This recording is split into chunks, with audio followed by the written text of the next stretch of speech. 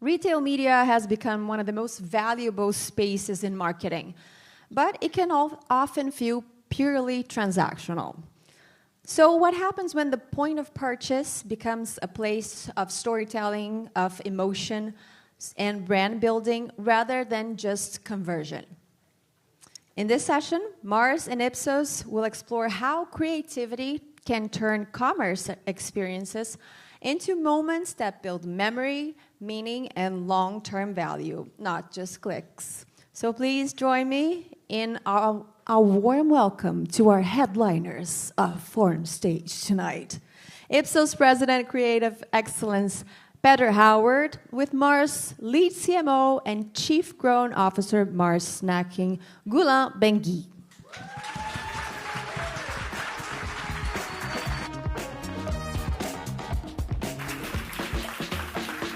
Hey everybody, welcome to Creativity Over Clicks. My name's Peter Howard, and as I said, I'm the President of Creative Excellence at Ipsos in the US.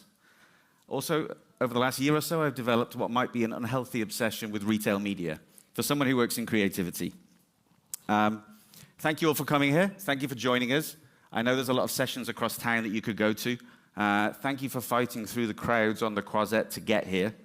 In some ways, the way that this town has changed over the past few years represents the ecosystem changes that we've seen in advertising and media. We're still here at the home of creativity. Winning a Lion is still the ultimate award on that front. But as you look around this town, the platforms, the ad tech, the media, the delivery systems are growing and taking a bigger piece of that. That's a landscape that marketers have to navigate every day. And while I'll share some data with you on retail media soon, I also thought it was very important that you would hear from a practitioner in this space. So I would like to introduce my co-host, a world-class marketer leading world-class marketing for Mars every day, Buildin.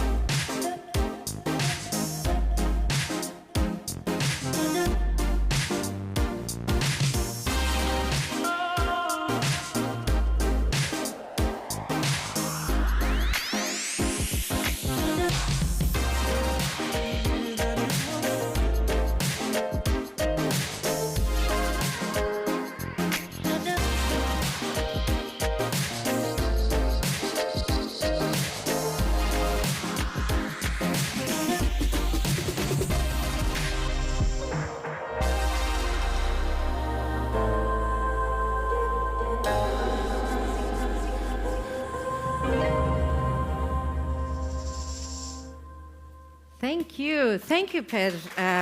Thank you. Thank you. It's great to start to understand the value of retail media. It's great to start with the total brand building philosophy, and I'm very happy and privileged to share with you Mars's brand building philosophy.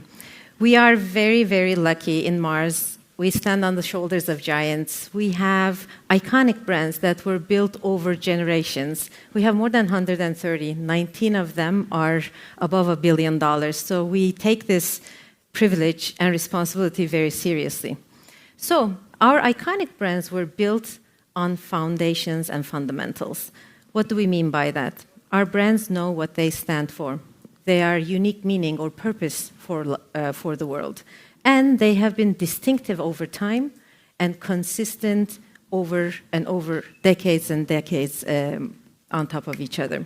So when a brand is distinctive and consistent over time, the fundamentals are very strong. Snickers is a great example. Look at this. Snickers, Chicago, satisfies. We even can change the names, and they are real bars, and the consumer would recognize it in a heartbeat. That's the power of a strong fundamentals in a brand. And the world is changing. We are at an inflection point. The technology is changing how we're living our lives, consumers' needs, wants, expectations. And with that, we find that we need to evolve our way of engaging with the consumers, keeping the fundamentals and moving from one-way messaging to two-way engagements, building relationships with our consumers that have no dead ends, which I mean by no dead ends, every engagement leads to another engagement or sometimes to the buy button. We're now inviting our fans and communities, our consumers, to co-create brand experiences with us because we believe that personalization at scale can only be reached authentically when we have our community's voice in our brand experiences. So let's double-click on this concept of no dead ends, building relationship with no dead ends. Consumer journeys are complex, they're nonlinear, so it's very important to provide meaningful, seamless experiences around the touch points. What do you see here? Say it. A dog? A small dog? The breed? A pug? Yes? No. This is Yoda. Yep. Yoda is my dear friend's dog, right? Obviously, dog, pug. But he is also 10 years old. He is gluten intolerant. And he has to move with my friend across countries every other year and has a lot of special needs. So our philosophy is we wrap my friend and Yoda inside a bubble of care that has no dead ends, which means that we care for his needs in every relevant touch point in a seamless way and personalized for Yoda's needs. So when there are 700 million dogs in the world, how do we do this one at a time? Our belief is brands are built with people, creativity, and technology. In that order, working together and by design. And what I mean by that is human ingenuity, we believe, cannot be coded. So we always need a person, people, to bring that first spark.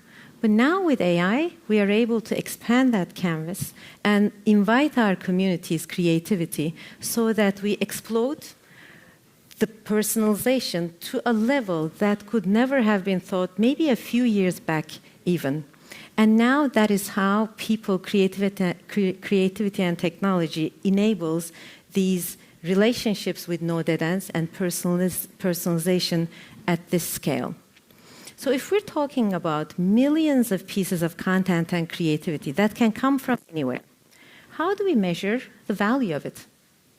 How do we measure the value inside into the business results? So we're moving from backward-looking, siloed measurement tools to forward-looking, connected measurement that is predictive. Connected across every touch point, connected across paid, earned, shared, owned, regardless of where the creativity comes from. And we're making this measurement decision grade, which means we're enabling these insights to the right teams at the right moment, building it into the processes, the business processes, so that they can decide where to invest to accelerate growth. So if we bring it all back together, our Mars Way believes in keeping the fundamentals, brands with meaning that have distinctiveness and consistent over time, and moving into personalization at scale so that we can provide the right engagement at the right time, the right offer at every relevant touch point, personalized for everyone. And every relevant touch point is the key here. Today we're going to talk about retail media, and retail media is one of the most relevant touch points, not only for conversion, not only for the end of the consumer journey, but for various points, and it is a way to build brands as well as growing our sales. So Pedro has done a great research that he's going to share his results on the importance of retail media. Thank you, Gulen.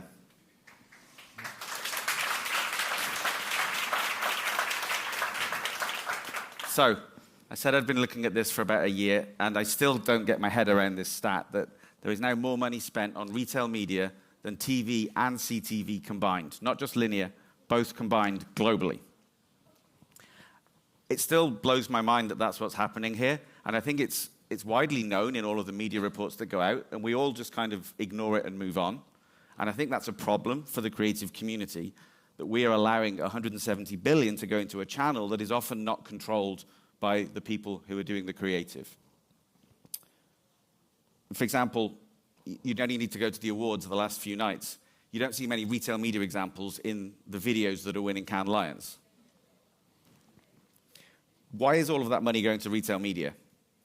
Well, there are three things. I'm not here to say retail media is a bad idea. There are three very distinct advantages it offers, and it makes sense. So the first one is proximity to purchase. When people are on a retail site, you know that they are close to buying, and that means you can convert very soon. You could run ads now and still get those sales in Q2. They have very rich first-party data. If you look at your Amazon account or your grocery shopping cart, it tells them a lot about you. Very accurate data on what you buy, when you buy, who you buy it for. And third is closed-loop measurement. So the theory here is that they can track who has been seeing an ad and then whether that person buys the product or not. Whether it's correlation or causality, we're not sure in some cases. We're getting closer towards that true incrementality. But the offer is there that we can link exposure to sales. And yet, 170 billion is going against what often looks like this. Promoted within the feed. I'm searching for soda or potato chips. Your brand appears at the top of it ahead of your competitors, simply in the search feed. Some basic ads, perhaps put together by the platform. They put your logo in your pack shot alongside your competitors on a reel and promote that within the feed. But it's not all bad. And again, I think the retail media industry is doing a good job of bringing some innovation to this space. There is hope for creativity and brand building yet. So you're starting to see more room on retailer sites for bigger, richer media. You're seeing video embedded along the search. So we're starting to get towards more creative assets. There's the rise of in-store digital screens and connecting it to an in-store experience. Then you're seeing things like connected TV. If you're watching Prime Video and an ad comes up, now if you can get your phone out fast enough, you can buy the product on screen with one click. And even what we're calling off-site, where retail will take the media dollars and share your assets across the wider internet and digital ecosystem, linking people back to the retailer so that they can convert the purchase all in one trip. So at Ipsos, what we wanted to do was see what the impact of some of these ads are. So we ran some research and we did some study. So we talked about what the three things that retail media promises. So we recreated these in our study. So for proximity to purchase, we created mocked up digital shoppable environments in both Amazon and Walmart, based in the US. So people could go on a shopping expedition and see what we put in the cart at the end. In terms of first-party data, instead of their shopping history, we have all of the panel and screener data. We probably know more about these people than the retailers do about the people who are shopping in their store. And then thirdly, in terms of closed-loop measurement, we had the end result of the shopping expedition, but we also are able to layer on our creative quality metrics, looking at whether the ad breaks through, whether people could link the ad that they were served to the brand, and whether it was going to impact either in short or long term on the brand. So what did we find? And in total, so we're looking at 21,000, just over 21,000 simulated shopping experiences in this. So we did a lot of data collection here. So number one, the good news for the retail media industry is that targeting people who are in market does make more ads more effective. So what we've got here is the purple is people who are in market for the category right now, and the blue is people who are not in market. What you see is people who are in market are 14% more likely to remember the ad.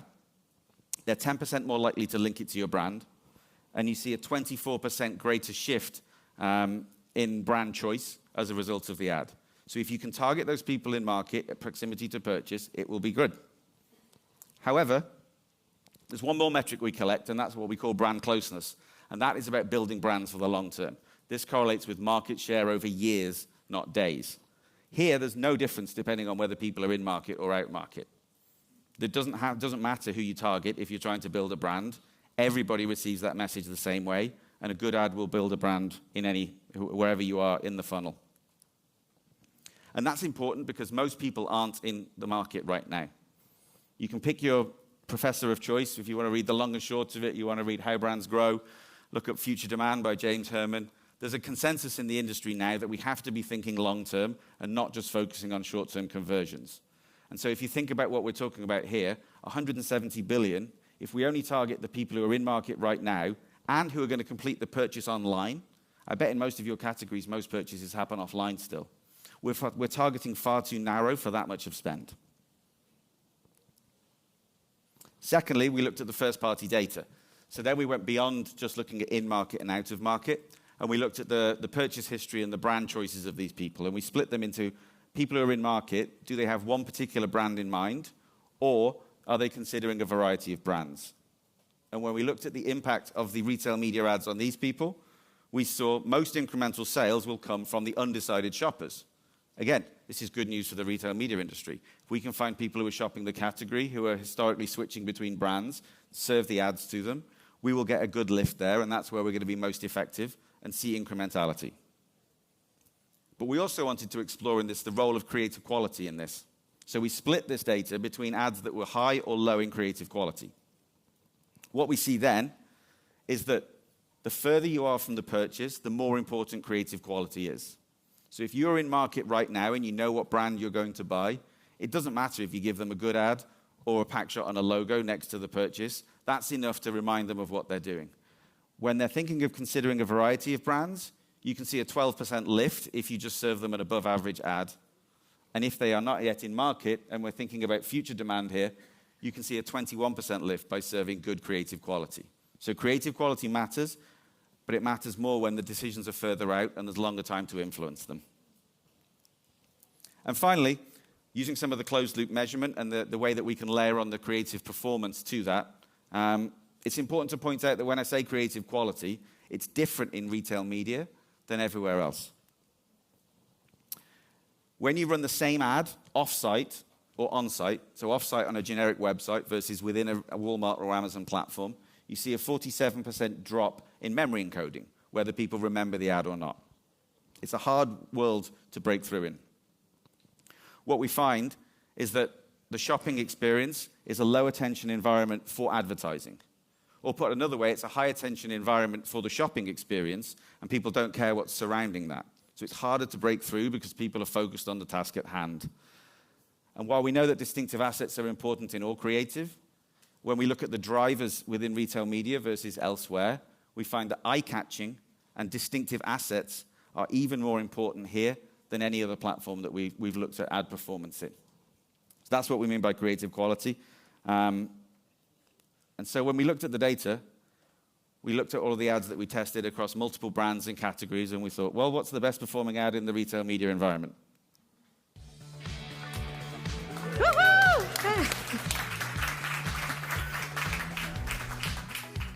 Wait, there's a peanut inside me?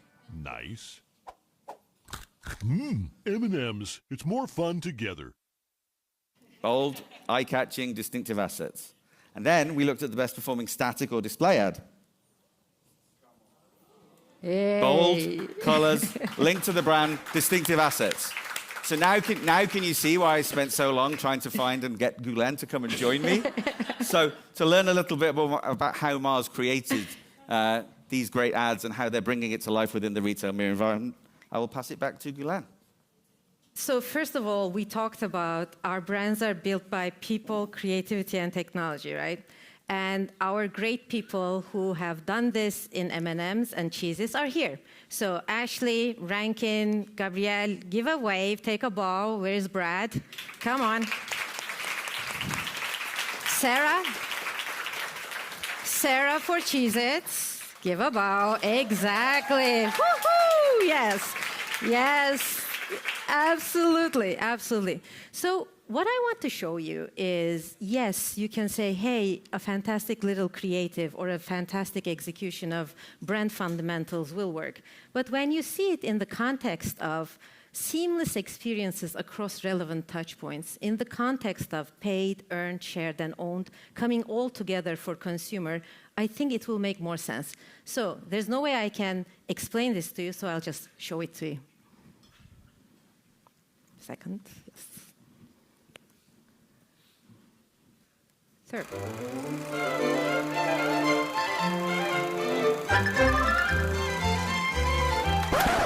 On the count of three, we run. 1, 2, 3.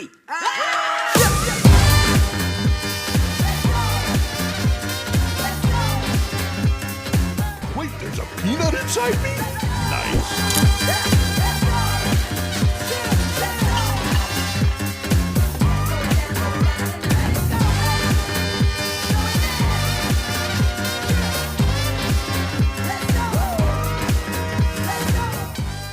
I'm Rick Steven, and I collect M&M's memorabilia.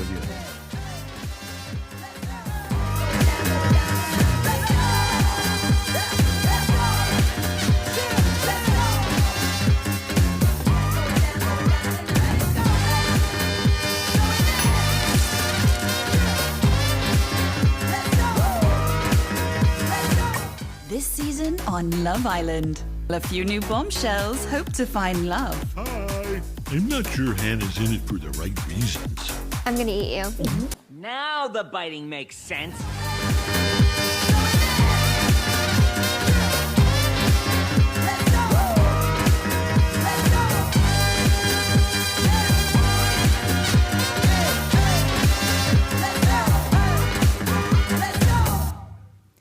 So you see,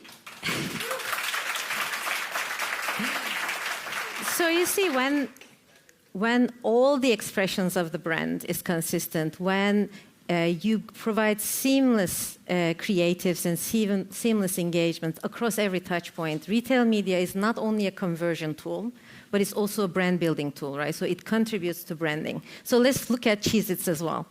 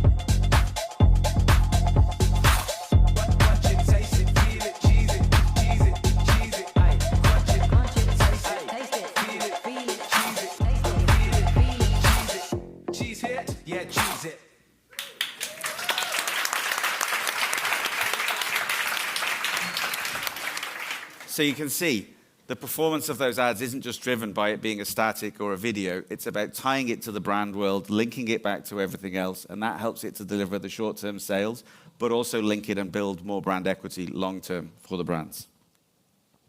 So, in short, what we've done here, I believe, is show that creative quality does matter, even in retail media. This is more the start than the end for us. This is a study that sort of shows the boundaries and show what can be achieved here. And we're certainly looking to keep this journey going and partnering with people on both the buy side and the sell side to develop more effective ads in retail media. If I was to give you some advice today to the community, I would say, number one, we need to take advantage of any option to bring creativity to retail media. We saw there how we can extend brand worlds into video and static. But I think what we need to do is unleash some of the creative talent that's here onto these retail media environments, both in what the platforms offer and how we interact with them. I think we need to change that space.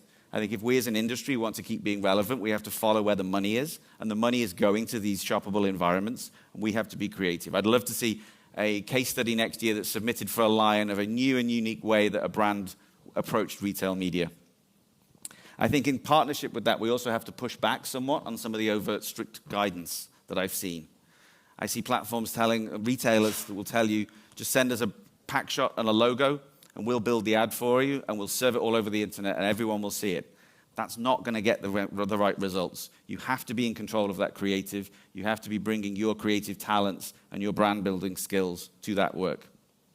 And finally, we have to zoom out beyond just shopping right now. Yes, retail media offers the ability to convert right now, but we have to always be thinking about building brands for the long term. And again, if we're going to spend $170 billion on this channel, we have to be thinking about the long term and not just the short term. QR codes here. Please feel free to pre-register for the report, which Ipsos will be releasing in a few weeks. And with that, thank you all for joining. I think we have a few minutes left. If anyone would like to ask a question, we've been efficient and we're 5 minutes early. Perfect.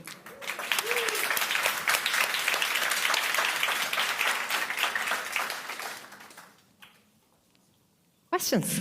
Hi. I'm wondering, when you were talking about pushing back on retail environments, what are you most excited to push in terms of boundaries to play with that creativity on platforms? That's an excellent question. The boundaries. My team always says that I don't perceive boundaries very well, which is a good and a bad thing. But what we want to do is we go back to our fundamental principles, right? So we go to what our brand stands for, what is their unique value to the world, and be very distinctive about it. And AI gives us a huge lever to play, and we push the boundaries on personalization.